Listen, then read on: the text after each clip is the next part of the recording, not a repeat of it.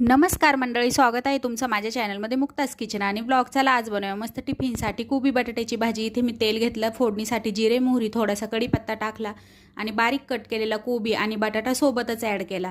चवीनुसार मीठ आणि थोडीशी हळद टाकून आपल्याला भाजी व्यवस्थित मिक्स करून घ्यायची, कोबी आणि बटाटा.